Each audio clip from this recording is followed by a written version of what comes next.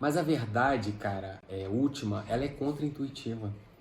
A realidade que a gente está aqui aparente, ela é muito mais lógica. As leis dela são muito mais convincentes.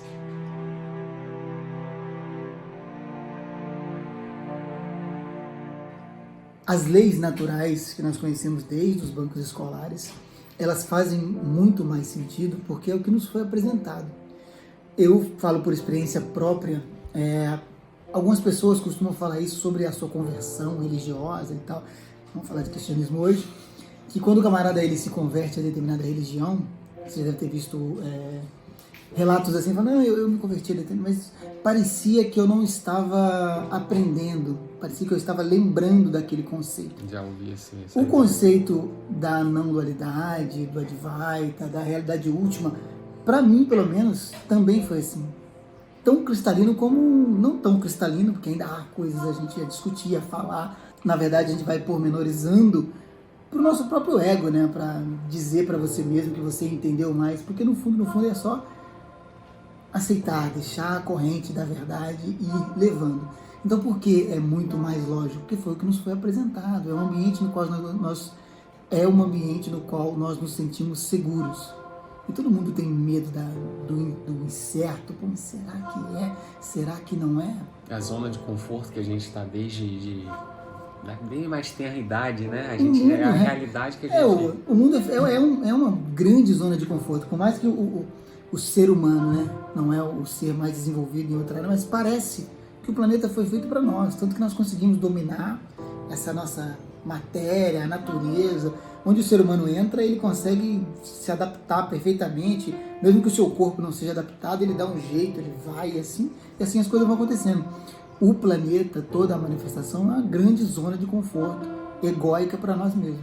Então, na verdade, tudo parece ser mais lógico, fazer mais sentido, ser mais intuitivo, porque quem está observando isso é o ego. Então, para ele realmente faz sentido porque ele está inserido nisso. É como se você tivesse um pensamento observando a si próprio. A natureza do que ele observa é ele também. Então, ele consegue entender com mais facilidade. Ao passo que quando você compara com algo que é isento de qualquer interpretação, né, que é a verdade última, antes de qualquer filtro, ou de qualquer... Não, mas isso aqui é bonito, é iluminado, é bem-aventurança e tal. Antes de você ter qualquer interpretação... tudo parece não fazer mais sentido, mas para quem? Esse é o ponto. O ego, como a gente não existe, cara, é um ambiente que não existe. Exatamente. Então o ego, ele olha para esse ambiente e fala, não vou não, ele não vai mesmo, porque é um caminho para onde ele não vai. Então você está, eu diria que está lutando, né, contra o seu próprio ego, querendo levar para um lugar o qual ele, não é que ele não quer estar, é que lá ele não existe. Lá não há ego, não há interpretação. Aí nós falamos, acho que várias vezes sobre isso, né, daquela história do passo, que o primeiro passo é o ego e tal. Acho que, se fosse parafrasear, o ego não sabe a cilada que ele entrou quando ele olhou para esse lado. Por enquanto você estava olhando para cá, né, eu estou olhando aqui, tá tudo... De repente, não é um lugar, mas tem uma dimensão, e ele olha... Uma percepção... E ele vai no sentido, acho que no meio do caminho, acho que todos não, né? Muitos de nós, acho que passamos por esse dilema em parte da caminhada, né? Em dado momento, ele fala, meu Deus, eu tenho que voltar, porque daqui para lá eu vou diminuir a cada vez. Interessante, cara. Já você contou que você passou por esse momento, fala, peraí, mas... E aí o ego desespera. Só que o ego é menor, né, cara? A gente pensa que o ego é tão grande porque ele é tudo que a gente conhece, mas ele é nada, né, cara? Ele é criação como qualquer outra. Inclusive, a complexidade de um ego humano, ela é menor do que a complexidade de muitas outras coisas que são criadas. Então, na verdade, amiga, imagina uma fonte de luz muito intensa.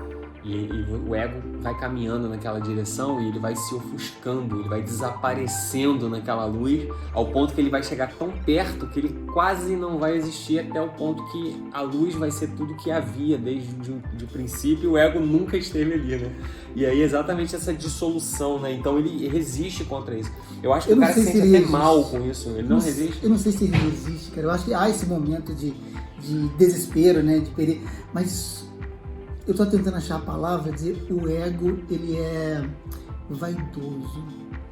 O ego, ele é vaidoso. Então ele quer estar Tanto que ele vai desenvolvendo, nós falamos aqui sobre pseudo-iluminações, pseudo-realidade, pseudo-verdade, para ele se sentir dono dela, dono da verdade, numa posição de controle.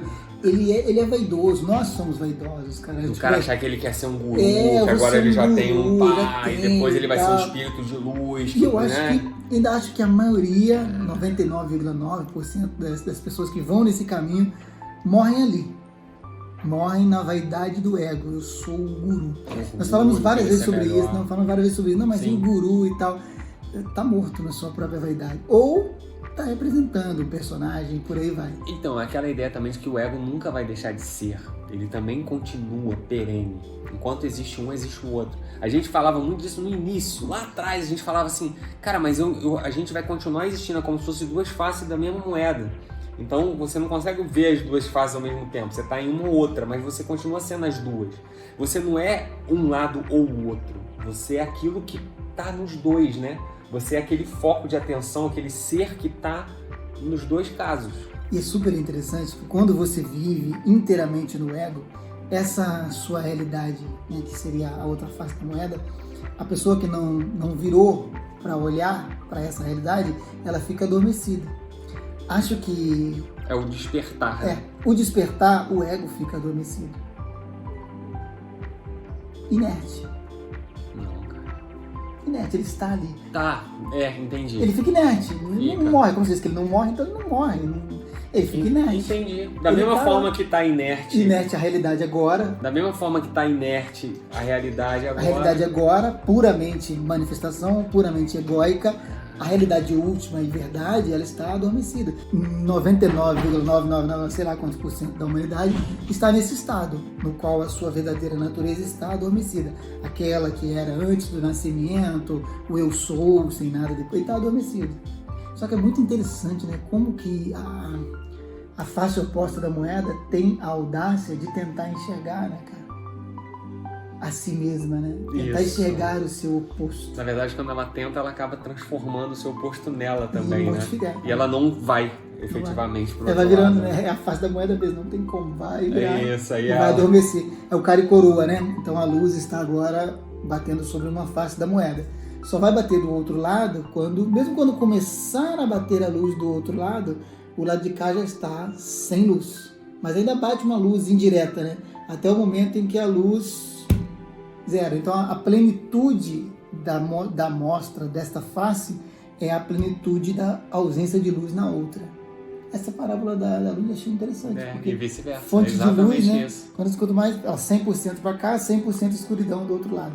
O lado escuro da lua, né? 100% para cá, 100% de escuridão do outro lado. Porque só há uma luz, só há uma verdade, só há uma fonte, né? Se é que podemos dizer assim, um sol.